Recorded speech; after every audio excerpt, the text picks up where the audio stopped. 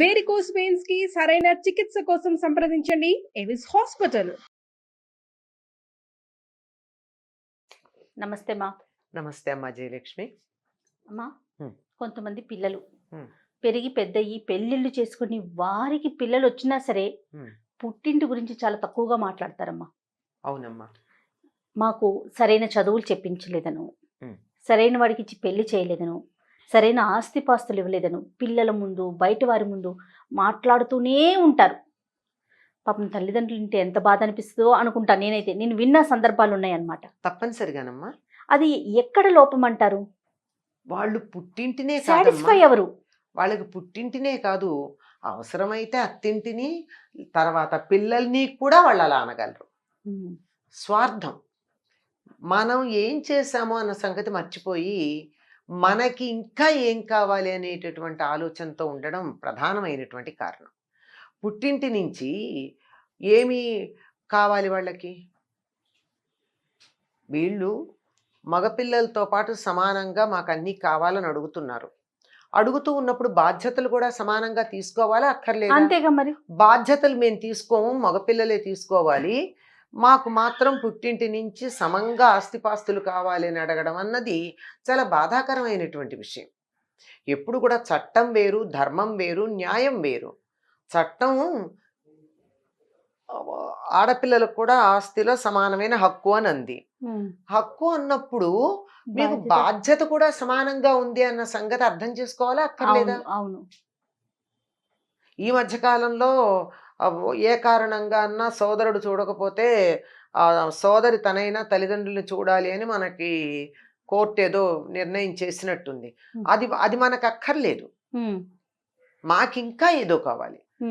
పుట్టింటి నుంచి దోచుకు తెచ్చుకోవడం అన్నది కొంతమందికి ఒక లక్షణం అయిపోయింది. స్వార్థం. అందరూ అని చెప్పలేమమ్మా, కొంతమంది చేస్తున్నటువంటిది చాలా తప్పు పని. ఏ స్థాయిలో అంటే, నేను ఇంకొంచెం ఇప్పటి మాట కాదు, ఒకప్పటి మాట నేను విన్నది.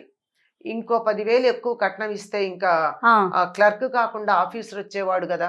అవునవును. అంటే మొగుడిని కొనడం. లేదా ఇంకొంచెం ఏదో చేస్తున్నట్టయితే ఇంకా ఆస్తిపరుడు వచ్చేవాడు కదా.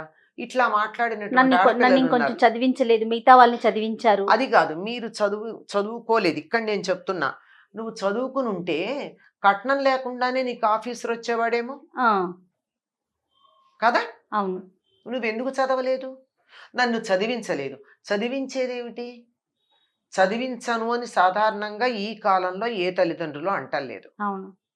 తప్పనిసరిగా చదివిస్తున్నారు. నీకు డొనేషన్స్ కట్టి, ట్యూషన్లు పెట్టి అన్నీ చదివించాలా? ఎందుకు చదివించాలి?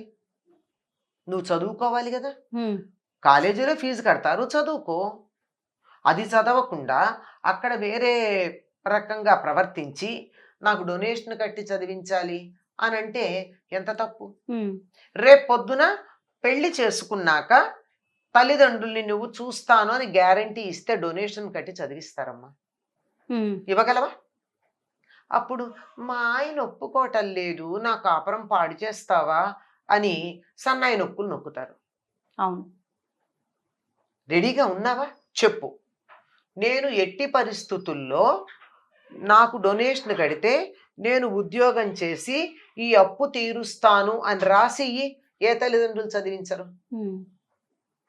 అంటే హక్కులే తప్ప బాధ్యతల గురించి ఆలోచించకపోవడం అనేటటువంటి ఒక దుర్మార్గపు ప్రవర్తన స్వార్థపరులైనటువంటి వాళ్ళల్లో ఉంది. నాకు తెలిసి 100కి 70-75% వరకు ఆడపిల్లలు ఇట్లా లేరు. ఉన్నవాళ్ళు కొద్దిమంది, కానీ వాళ్ళు ఎంతగా పుట్టింటిని అల్లరి చేస్తారంటే అంత అల్లరి చేస్తారు. ఆడపిల్ల గురించి చెప్పేటప్పుడు ఏమని చెప్తారమ్మా?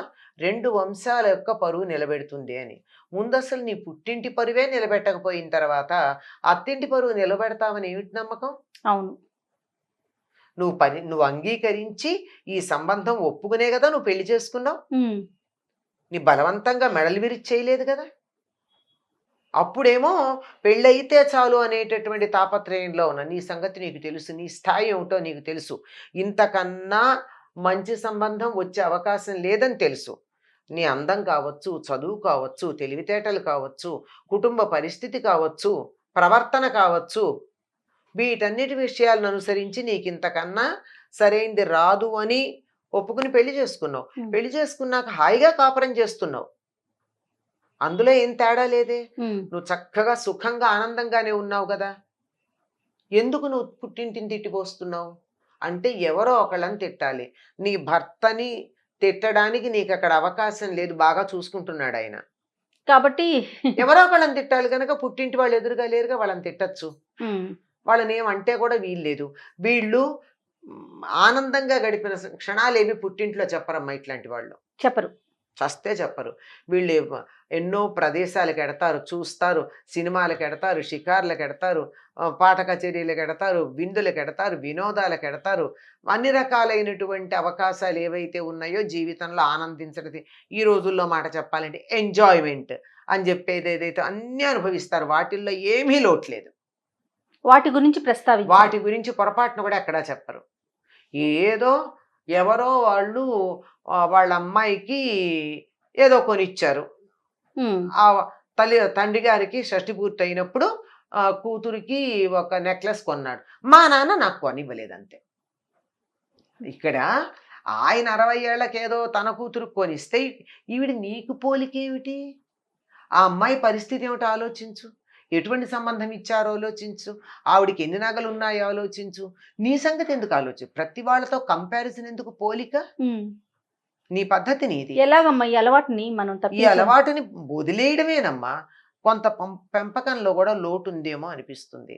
నువ్వే చాలా ముఖ్యం అన్నట్టుగా ఆడపిల్లలు మగపిల్లలు ఇద్దరు ఉంటే ఆడపిల్లల్ని నెత్తికెక్కించుకుని బాగా నెత్తికెక్కించుకుని ఏమన్నా అంటే ఎట్లాగో అత్తారింటికి వెళ్ళేదేలా, కొన్నాళ్ళు దీన్ని భరిద్దాని లేరా అని అంటే నన్ను తోసేయాలని అమ్మా నాన్న ఆలోచిస్తున్నారని ఒక ఆలోచన వస్తుంది.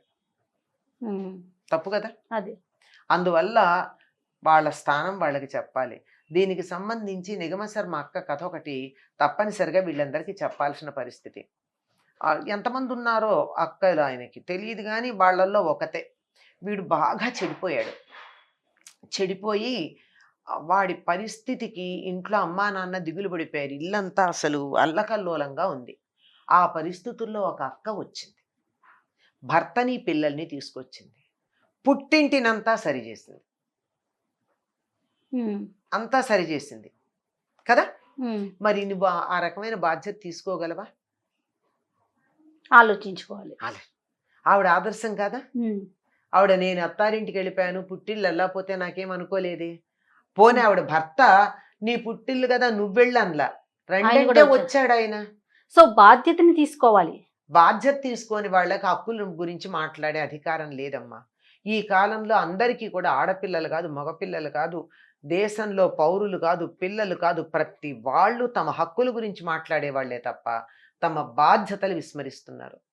అమ్మ, ఇది ఎలాంటి అనర్థాలకు దారితీస్తుందంటారు? ఇలాంటి నేచర్, ఇలాంటి స్వభావం వాళ్ళు ఆనందించారు కానీ మనసులో ఎక్కడో ఇది కలక పెట్టుకున్నారు కదా.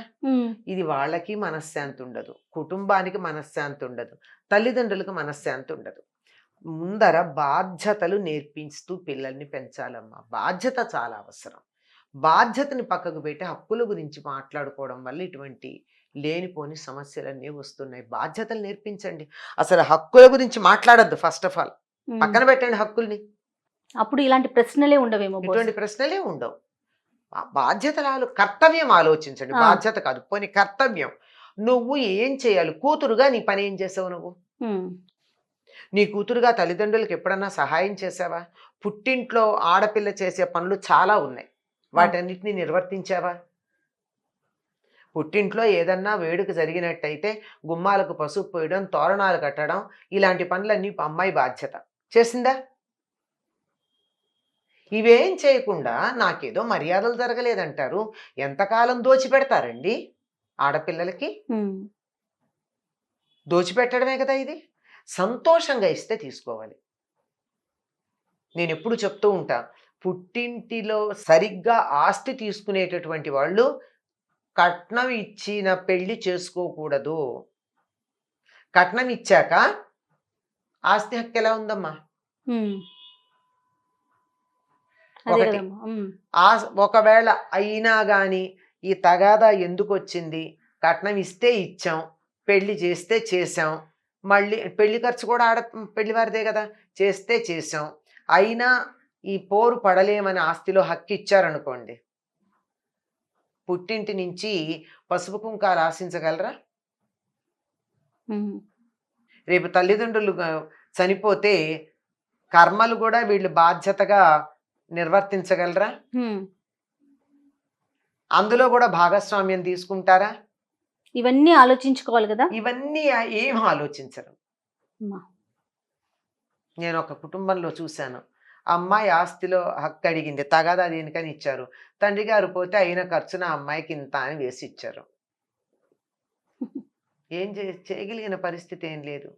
కట్టిందో లేదో తెలియదు కానీ ఆ తర్వాత మాట్లాడడం మానేసిందని విన్నాను. ఉమ్. తెలిసిన కుటుంబం అలా ఉన్నారమ్మా. అలా ఉన్నారు. కాబట్టి చిన్నప్పటి నుంచే మనము బాధ్యతలు బాధ్యతలు కర్తవ్యాలు హక్కుల నేర్పించాలి. కన్నా బాధ్యతలు కర్తవ్యాలు నేర్పించినట్టయితే ఇన్ని రకాల సమస్యలు రావు. నమస్తే.